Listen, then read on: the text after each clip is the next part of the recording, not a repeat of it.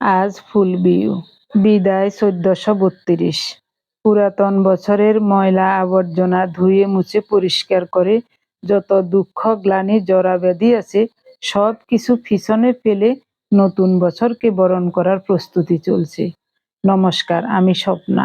দেশ এবং দেশের বাইরে যে যেখান থেকে ভিডিওটি দেখছেন আপনাদের সবাইকে অনেক অনেক শুভেচ্ছা। স্বপ্নাস ব্লগে সবার আমন্ত্রণ। আজ আমাদের একাদশী, রান্না খাওয়ার কোনো তাড়া নাই। পার্থ না খেয়ে অফিসে চলে গেছে, ও বলছে রাতে এসে খাবে, তাই ওর জন্য ভাত রান্না করব সন্ধ্যার পরে।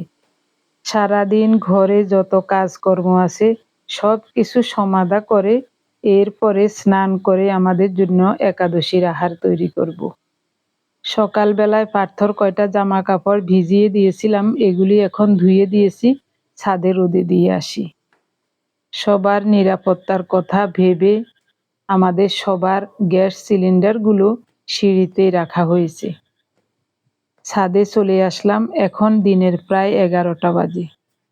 ঘুম থেকে উঠেছিলাম সেই সকাল 7টার আগে। গতকাল সন্ধ্যার সময় আমার মেজো ভাই রতনের ছেলে সৌরভ আসছিল আমাদের বাসায়। আমি ওকে আগেই বলেছিলাম চৈত্র সংক্রান্তি, পয়লা বৈশাখ আমাদের এখানে থাকতে। ও বলছে আচ্ছা ঠিক আছে পিসিমা, ওখানেই থাকবো। গতকাল সন্ধ্যার সময় আমাদের বাসায় আসছিল, রাতে আবার সিদ্ধান্ত নিল বাসায় চলে যাবে, খাগড়াছড়ি চলে যাবে। এ কথা শুনে আমারও একটু মন খারাপ হয়েছিল। পরে আবার ভাবলাম যাক, ওর মা বাবার কাছে গেলে ওরাও একটু আনন্দ পাবে। গতকাল রাতেই অনলাইনে বাসের টিকিট নিয়েছিল, তাই রাতেই বলেছিল পিসিমা আমি 8:45 বাসা থেকে বের হব। তো আমি সকালবেলায় উঠে একটা ডিম দিয়ে কয়েকটা খোলাজা পিঠা বানিয়ে দিয়েছিলাম। খেয়েছে একটু খেজুর গুড় আর চিনি পাতা দই দিয়ে। বাকিগুলো ওর সাথে দিয়ে দিলাম, বাসে বসে খাবে। যেতে যেতে 6-7 ঘন্টা তো লাগবেই, এত সকালবেলায় ভাত খেতে পারবে না, তাই পিঠা বানিয়ে দিয়েছিলাম। ছেলেটা চলে গেছে, আমারও খুব মন খারাপ লাগছে। এদিকে আমার পার্থও 4-5 দিনের জন্য বেড়াতে যাবে। আজ রাতের গাড়িতে রাঙ্গামাটি যাবে। গাড়ির টিকিট নেওয়া হয়ে গেছে। তো ও অফিসে যাওয়ার সময় বলে গেছে মা এই কয়টা কাপড় যদি ধুয়ে দিতে পারেন তাহলে ভালো হবে। তো আমি বলছি আচ্ছা ঠিক আছে, কোনো চিন্তা করবি না, আমি কাপড় ধুয়ে শুকিয়ে ভাঁজ করে রাখবো। চৈত্র সংক্রান্তি, পহেলা বৈশাখ, বছরের এই 2টা দিন ছেলেটাও থাকবে না, আমরা একা একাই উদযাপন করতে হবে। তবে আরেকটা খুশির সংবাদ হলো আমার জ্যাঠাতো ভাইয়ের ছেলে অ্যাডভোকেট মানিক বাবু, ওদেরকে নিমন্ত্রণ করেছি চৈত্র সংক্রান্তিতে পাঁচন খাওয়ার জন্য। ওরা আসবে আমাদের বাসায়, এই জন্য মনে একটু আনন্দও লাগছে। ঘর থেকে বের হলে যেখানে যাই, ছাদে যাই বা কোনো জায়গায় যাই, অনেকের সাথে দেখা হয়, সবার সাথে কথাবার্তা বলতে খুব ভালো লাগে। আসল কথা আমি ঘর থেকে বের হতে পারি না। গত পরশুদিন আটকড়ই তৈরি করার জন্য চাল ডাল ভেজে রেখেছিলাম, ওগুলি পলিথিনে মুড়িয়ে একটা বক্সে ঢুকিয়ে রেখেছি। সুযোগ করতে পারি নাই, এগুলি খোসা ছাড়িয়ে সব একসাথে মিক্স করে নেব, ওই সুযোগটা পাই নাই। আজ একটু সুযোগ আছে, আর সুযোগ না থাকলেও আজকের দিনে সব কিছু করতে হবে, তাই একটা একটা করে কাজগুলো করে নিচ্ছি। যেহেতু রান্না নাই তাই কাজে বরকত হবে। প্রথমে মটরগুলো খোসা ছাড়িয়ে ঝেড়ে নিয়েছি, এরপরে ছোলা ঝেড়ে নিয়েছি খোসা ছাড়িয়ে, তারপরে এখন মুগ ডাল খোসা ছাড়িয়ে ঝেড়ে নিচ্ছি। এরপরে হেলনের ডাল করব, তারপরে শিমের বিচি আছে। সবগুলো ডালের খোসা ছাড়িয়ে ঝেড়ে আটকড়ই তৈরি করব। আপনি যদি এই প্রথম আমাদের ভিডিওটি দেখে থাকেন, সম্পূর্ণ পর্বটি দেখার পর যদি একটু ভালো লাগে, আমার অনুরোধ রইল চ্যানেলটি সাবস্ক্রাইব করে পেজটি ফলো করে আপনার মূল্যবান মন্তব্যটি লিখে জানাবেন। যে কোনো গঠনমূলক মন্তব্য করতে পারেন, কোনো সমস্যা নেই, আমি আপনাদের সকল মন্তব্যের উত্তর দেব। আপনাদের কাছে আমাদের এইসব নিয়ম নীতিগুলো দেখে কেমন লাগছে অবশ্যই কমেন্টে জানাতে ভুলবেন না। এগুলি একেবারে প্রাচীনকালের নিয়ম নীতি, এখন অনেকেই এসব করে না, আমি কিন্তু এখনো করি। আমার কাছে ভালো লাগে এইসব করতে। যেমন আটকড়ির কথাটা বলি, আটকড়ই ৮ রকমের চাল, ডাল, তিল, তিসি ভেজে একত্র করে একটা খাবার তৈরি করা হয়। এই খাবারটা যে চিবিয়ে চিবিয়ে খেতে কত ভালো লাগে। বৈশাখ জ্যৈষ্ঠ মাসে কখনো বৃষ্টি, কখনো হাওয়া, কখনো রোদ গরম এরকমই আবহাওয়া থাকে। যখনই বৃষ্টি হয়, আবহাওয়া একটু ঠান্ডা থাকে, তখন এই আটকড়ই খেতে খুব ভালো লাগে। যারা চাল ডাল ভাজা খেতে পছন্দ করেন তাদের কাছে তো খুব ভালো লাগবে। আমরা খুব পছন্দ করি, তার জন্যই আমি প্রতি বছর এইসব খাবারগুলি তৈরি করি। ১ কাপের একটু কম তিল ভেজে নেব। ওই দিন চাল ডাল ভেজে রেখেছিলাম, তিল তিসি ভাজি নেই। তিলগুলো চালনি দিয়ে চেলে নিয়েছি যদি বালি টালি থাকে তার জন্য। এখন শুকনো খোলায় অল্প তাপে একটু লাল লাল করে ভেজে নেব, তবে পুড়ে যেন না যায় সেটাও খেয়াল রাখতে হবে, পুড়ে গেলে তো তিতা লাগবে। এবার ভেজে নেব তিসি। যেহেতু আটকড়ই অল্প পরিমাণে ভাজছি, তাই এইসবও অল্প অল্প করে দিচ্ছি। ডাল, তিল, তিসি এগুলি হাফ কেজি করে এনেছিলেন, অল্প অল্প করে আটকড়ই ভাজছি। আগে অনেক বেশি করে ভাজতাম, আমার মেয়েরা যখন বাসায় ছিল তখন খাওয়ার মানুষও ছিল, বেশি করে ভাজতাম, অল্প দিনের মধ্যে খাওয়া হয়ে যেত। এখন তো খাওয়ার মানুষ নাই, শুধু আমরা দুইজনে খাই। পার্থ কোনো সময় মন চাইলে এক মুঠো খাবে, না হয় না খাবে। সবগুলো তিসি ফেটে গেছে, চুলাটা অফ করে দিলাম। তিসিগুলো নেড়ে চেড়ে যখনই ফুটছিল তখন ঢেকে ঢেকে খুব সুন্দর মতো ভেজে নিয়েছি। ভাজা হয়ে গেলে চুলা অফ করে দিয়েছি। তিল তিসি ফ্রেশ করে বাছা আছে, এক সাইডে নিয়ে নিলাম। এবার দেখুন কিভাবে আটকড়ই তৈরি করি। প্রথমে নিলাম চাল ভাজা। চালগুলো লবণ মাখিয়ে একটু ভালোভাবে ভেজে নিয়েছি, এরপরে ঝেড়ে নিয়েছি। ছোলা মটর গরম বালিতে ভেজেছিলাম, সবগুলো ছোলা মটর ফেটে গেছে, তাই ডলা দিতেই ভেঙে যাচ্ছে, তো বেশি ডলি নাই। এরপরে ঝেড়ে বেছে নিয়েছিলাম। ভাজা ছোলা আর মটর নিলাম। এখন নিচ্ছি হেলনের ডাল। এবার নেব মুগ ডাল।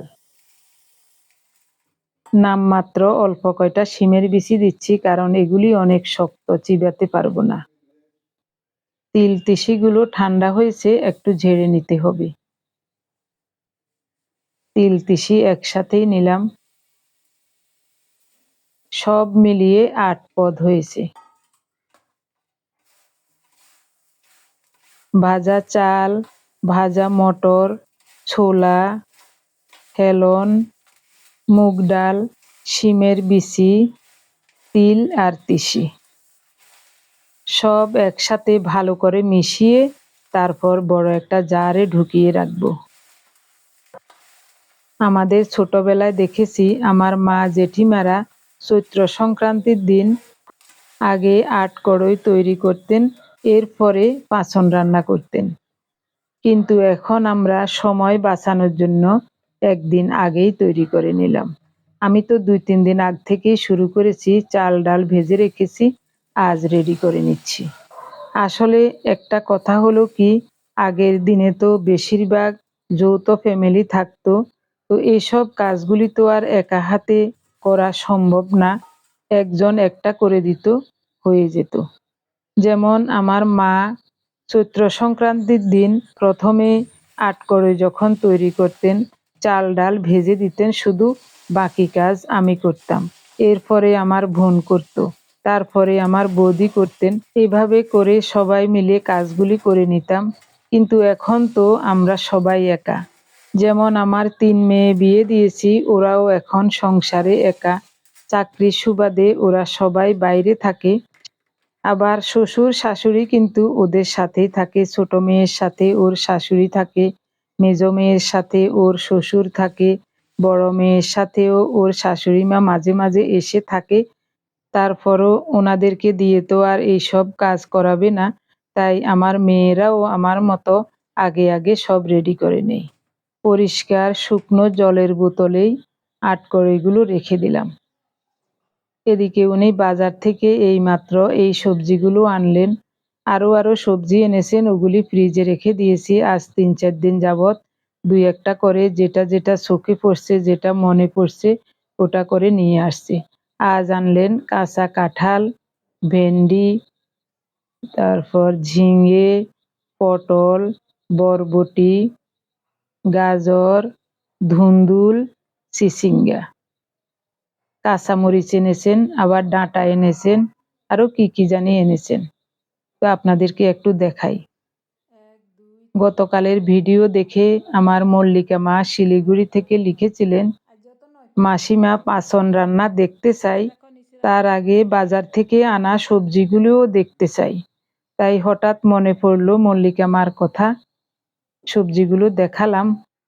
এদিকে উনি থালা বাসন রাখার র্যাকটা পরিষ্কার করবেন, তাই সব নামিয়ে নিচ্ছেন। এরপরে বাথরুমে নিয়ে সাবান জল দিয়ে ঘষে ঘষে পরিষ্কার করে ধুয়ে নেবেন। আমি রান্নাঘরটা পরিষ্কার করছি। পুরো ঘরের দরজা জানালা সব কিছু ধোয়া মোছা হয়ে গেছে, এখন শুধু রান্নাঘরটা বাকি আছে। তবে রান্নাঘরটা পরিষ্কার করতে আজ আমার অনেক সময় লাগবে। প্রথমে তাকের উপর মশলাপাতির বক্স বোতল যত আছে সবগুলো সাবান জল দিয়ে উপর দিয়ে ডলে নিয়ে আবার পরিষ্কার জল দিয়ে মুছে নেব। তারপরেই জানালার গ্রিলগুলো মুছবো, জানালার গ্লাস, নেট সব ঘষে ঘষে পরিষ্কার করতে হবে। এরপরে কুলিং ফ্যানটাও পরিষ্কার করতে হবে। কুলিং ফ্যানটা গত বছর এরকম দিনেই পরিষ্কার করেছিলাম, পুরা 1 বছর হয়ে গেছে। কিছুদিন পর পর রান্নাঘরের গ্লাসগুলো ঘষে মেজে পরিষ্কার করি, কিন্তু কুলিং ফ্যানটা পরিষ্কার করা হয় না, কারণ এটা পরিষ্কার করতে হলে অনেক উপরে উঠে ওই কুলিং ফ্যানটা পরিষ্কার করতে হবে, তার জন্যই ভয় লাগে। এই জন্যই পয়লা বৈশাখ আর দুর্গাপূজার আগে ছাড়া এই ফ্যান পরিষ্কার করা হয় না। আজও ভয়ে ভয়ে উঠছি, দেখা যাক কতটুকু পারি। ওনাকে বলছিলাম, তুমি এখানে দাঁড়াও, আমার জল লাগলে একটু জল দিও আর কয়েকটা টিস্যু পেপার দিও। অনেক তেল জমে আছে, ওই তেলগুলি পরিষ্কার করতে হলে টিস্যু পেপার লাগবে, এছাড়া এগুলি পরিষ্কার করা যাবে না। খুব ময়লা ছিল, অনেকক্ষণ পর্যন্ত ঘষে ঘষে পরিষ্কার করছিলাম। উনি বারবার বলছেন সাবধানে সাবধানে। আমি বলছি এতবার সাবধান বলিও না, তাহলে আমি ভয় পাবো বেশি।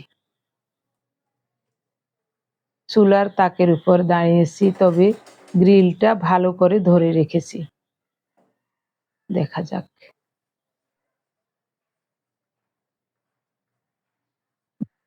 তাকের উপর যত বোতল, বয়ম, বাক্স আছে সব ঘষে মেজে পরিষ্কার করেছি। এখন উপরের তাকে বড় পাতিলগুলো নামাতে হবে, আগামীকাল পাঁচন রান্নার সময় এগুলি লাগবে। এরই মধ্যে অনেক সময় পার হয়ে গেল। সব কাজ সেরে স্নান করে রান্নাঘরে চলে আসলাম। শুধু সাগুর পায়েস রান্না করব দুধ দিয়ে। 1/2 লিটার তরল দুধ নিয়েছি, সাথে একটু জলও দিয়েছি। চুলাটা অন করে দিচ্ছি। দুধটা গরম হোক, এদিকে আমি সাগুগুলো ধুয়ে নেব। স্কনের সাগুগুলো ভিজিয়ে রাখলেও কোনো লাভ নাই, তার চেয়ে শুকনো সাগু ধুয়ে দিলে যতক্ষণ সময় লাগে সিদ্ধ হতে, ভিজাগুলি দিলেও ততক্ষণ সময় লাগে সিদ্ধ হতে, তাই ভিজাই নাই। 1/2 কেজি এনেছিলেন গত একাদশীতে, অর্ধেকটা ওই একাদশীতে রান্না করেছি, বাকি অর্ধেকটা আজ রান্না করছি। দুধে বলক এসে গেছে, একটু নেড়ে দিচ্ছি। এই কড়াইটা গতকাল কিনেছিলাম। হাতলে মোড়ানো প্লাস্টিক, এটা খুলি নাই, কেটে বের করতে হবে, তাই ভাবলাম পরেই করি। ধুয়ে রাখা সাগুগুলো দিয়ে দিলাম। এগুলি সিদ্ধ হতে সময় লাগবে। চুলার তাপটা কমিয়ে ঢেকে রান্না করব।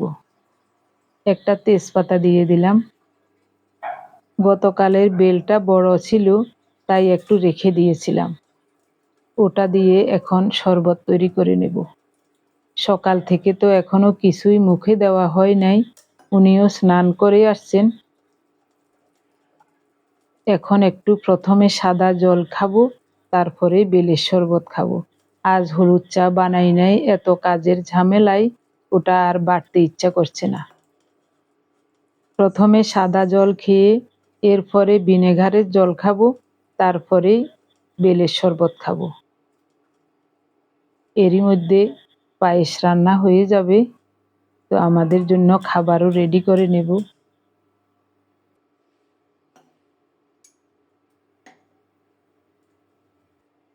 অল্প একটু হিমালয়া পিঙ্ক সল্ট দেব।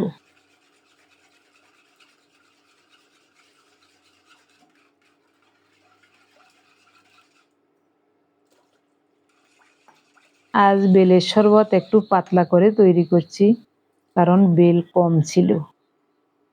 গোটা বেল আছে আর ভাঙ্গি নাই। পুরাটা তো আর খাওয়া যাবে না, তাই আর ভাঙলাম না। তবে বেলটা খুব মিষ্টি। প্রায় ৬-৭ মিনিটের মতো অল্প তাপে ঢেকে রান্না করেছিলাম।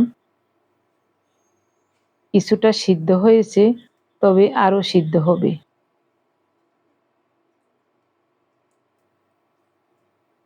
ইসকনের এই সাগুগুলো খুব ভালো, একটার সাথে একটা লাগে না। সিদ্ধ হয়ে গেলেও একটার সাথে একটা লাগবে না। মিষ্টতার জন্য অল্প করে একটু খেজুর গুড় দেব। এটা হলো খেজুরের ঝোলা গুড়।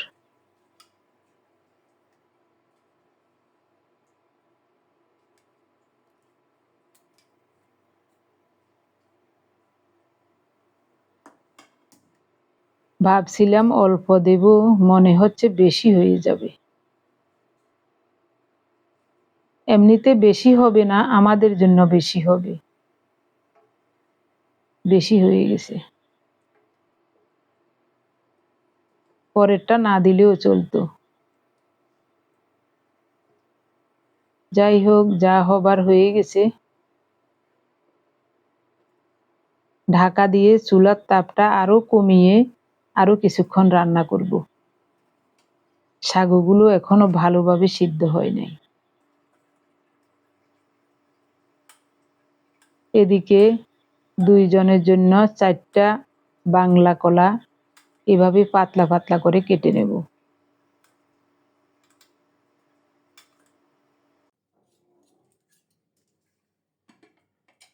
আগে ওনার প্লেটটা রেডি করে দেই। আমার সমস্যা হচ্ছে না, কিন্তু ওনার জন্য আমার খারাপ লাগছে। উনিও কিন্তু কিছুই বলছেন না। স্নান করে এসে একটু তুলসী পাতার জল খেয়ে শরবত খেয়েছিল, তারপরে 1 মুঠো চীনাবাদাম খেয়েছেন। সাগুর পায়েসটা কিন্তু খুব ভালো লাগছে দেখতে।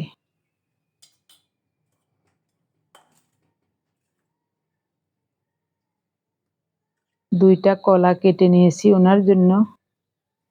আমারগুলি এখনো কাটি নাই।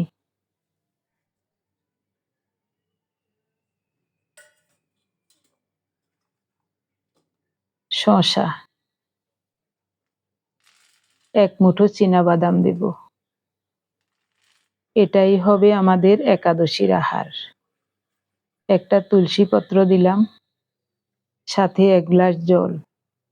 এরকম করে আমার প্লেটটাও সাজিয়ে নেব। আমার প্রিয় ভাই বোন, বন্ধু স্বজন, আপনারা যারা প্রতিনিয়ত ভালোবেসে আমাদের ভিডিওগুলি দেখে যাচ্ছেন এবং ভিডিও দেখে সুন্দর ও গঠনমূলক কমেন্টস করে আমাকে কাজ করার শক্তি এবং সাহস জুগিয়ে যাচ্ছেন, আমি আপনাদের সবাইকে জানাই অজস্র অজস্র ধন্যবাদ, অভিনন্দন এবং কৃতজ্ঞতা। সেই সাথে আজকের পর্বটিও কেমন লাগছে অবশ্যই কমেন্টস করে জানাতে ভুলবেন না। প্রতি একাদশীতে উনি বলবেন একটু সাগুর পায়েস রান্না করো। যত কিছুই রান্না করি একটু সাগুর পায়েস হলে ওনার কাছে ভালো লাগে। আজও বলছেন খুবই চমৎকার হয়েছে। আজ সারাদিন এত কাজ করেছি, ঘড়ির দিকে তাকানোরই সময় পাই নাই। এখন ঘড়ির দিকে তাকিয়ে দেখি 3:30 বাজে। এখন প্রায় সন্ধ্যা হয়ে গেছে। খাওয়া দাওয়া শেষে কিছুক্ষণ বিশ্রাম নিয়েছিলাম। তখন উনি বললেন, আমাকে সুই সুতা দাও, আমি ফুলের মালা তৈরি করব। 2 রাস্তার মাঝখানে খালি জায়গায় বিভিন্ন ধরনের ফুলের গাছ লাগিয়েছে সরকার। ওখান থেকে উনি সকালবেলায় এই ফুলগুলো তুলে এনেছিলেন।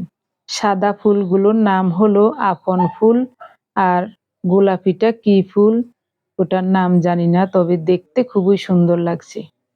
ওনাকে বলছিলাম আরো বেশি করে আনতে। উনি বলছেন, তুমি বলছিলে অল্প হলে চলবে, তাই তো আমি অল্প করে এনেছি। ফুলের মালা তৈরি করতে করতে দুজনে মিলে ছোটবেলার কথা বলছি। উনি বলছেন ওনার ছোটবেলার কথা, আমি বলছিলাম আমাদের ছোটবেলার কথা। চৈত্র সংক্রান্তির আগের দিনকে আমরা ফুল বিহু বলি। ফুল বিহুর দিন সকাল বেলায় আমরা ভাই বোন, বাড়িতে আরো কাকাতো জ্যাঠাতো ভাই বোন ছিল, সবাই মিলে দল বেঁধে ফুল তুলতে যেতাম। আশেপাশে অনেকের বাড়ির বাগানে বা আঙ্গিনায় নানা ধরনের ফুল ফুটে থাকতো। আমরা সবাই মিলে ওই সব জায়গা থেকে ফুল কুড়িয়ে আনতাম, বুনো ফুল। এরপরে কে কতগুলো ফুল পেলাম এইসব নিয়ে কত যে আনন্দ করতাম তখন।